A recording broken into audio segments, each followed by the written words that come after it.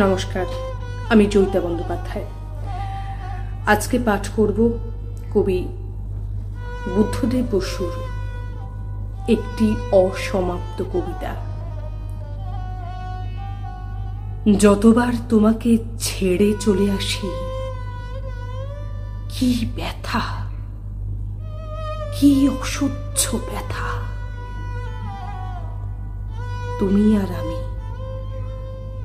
এ কি আশ্চর্য যে আমরা আজ এক হতে পারলাম,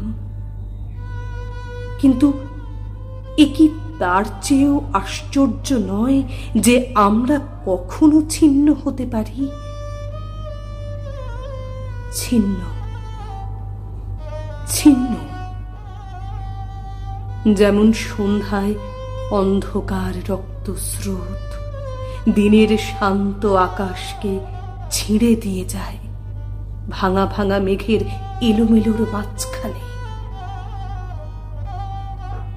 তেমনি আমিও ছিঁড়ে যাই নিজের মধ্যে যতবার তোমাকে ছেড়ে চলে আসি। যদি তোমাকে বুকের মধ্যে ভরে রাখতে পারতুম, তোমাকে যদি বুকের মধ্যে ভরে রাখতে পারতুম,